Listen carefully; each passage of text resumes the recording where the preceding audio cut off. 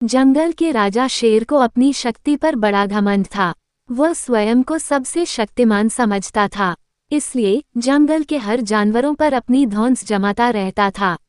जंगल के जानवर भी क्या करते, अपने प्राण सबको प्रिय थे, इसलिए न चाहकर भी शेर के सामने नतमस्तक हो जाते। एक दिन दोपहर के समय शेर एक पेड़ के नीचे सो रहा था। वहीं एक मच्छर भिनभिना रहा था, जिससे शेर की नींद में खलल पड़ रहा था। वो एक मच्छर से बोला, ए मच्छर, देखता नहीं मैं सो रहा हूँ, भाग यहाँ से, नहीं तो मसल कर रख दूंगा। मच्छर बोला, क्षमा करे वनराज, मेरे कारण आपकी नींद में व्यवधान उत्पन्न हुआ, किंतु आप मुझे ये बात नम्रता से भी कह सकते हैं।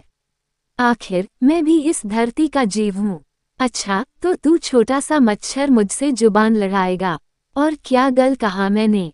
तुम मच्छर हो ही ऐसे कि कोई भी तुम्हें यूं मसल दे। मैं तो ये बार बार कहूँगा, क्या बिगाड़ लोगे तुम मेरा? मच्छर को शेर की बात और व्यवहार बहुत बुरा लगा। वो अपने साथी मच्छरों के पास गया और उन्हें सारी बताई।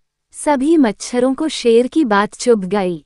उन्होंने तय किया कि इस संबंध में एक बार सब मिलकर शेर से बात करेंगे। सभी मच्छर शेर के पास पहुंचे और बोले, वनराज, हमें आपसे बात करनी है। जल्दी बोलो, मुझे तुम जैसों से बात करने की फुर्सत नहीं है। शेर बोला, वनराज, आप होंगे बहुत शक्तिशाली, किंतु इसका अर्थ ये कतई नहीं है कि आप अन्य जीवों और प्राणियों का मजाक उड़ाएं या उन्हें नीचा दिखाएं। मच्छर बोले, मैंने जो कहा सच कहा। मैं सबसे शक्तिशाली हूँ और मुझे कोई हरा नहीं सकता। घमंड में चूर शेर गरजा। ऐसा नहीं है, अगर आप शक्तिशाली हैं तो हम में भी इतना सामर्थ्य है कि आवश्यकता पड़ने पर हम किसी का भी सामना कर सकते हैं और उसे हरा सकते हैं। हम आपको भी हरा सकते हैं। मच्छर भी चुप न रहे। ये सुनकर शेर हंसते हुए बोला, तुम लोग मुझे हराओगे? तुम लोगों की इतनी हिम्मत कि मेरे सामने आकर ये बात कहो। मेरी शक्ति का अंदाजा नहीं है तुम्हें, अन्यथा ऐसा कभी नहीं कहते। अभी भी समय है, भाग जाओ यहाँ से, नहीं तो कोई नहीं बचेगा।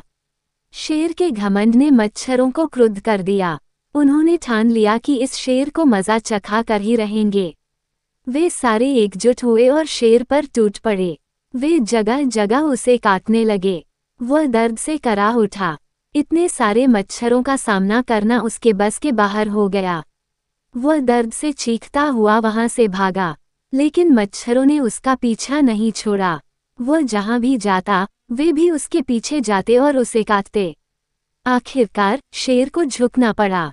उसने हार मान ली। वह मच्छरों के सामने गिपड़ गिराने लगा, मुझे बख्श दो, मुझसे गलती हो गई, जो मैंने तुम्हें तुच्छ समझकर तुम्हारा मजाक उड़ाया और तुमसे बुरा व्यवहार किया।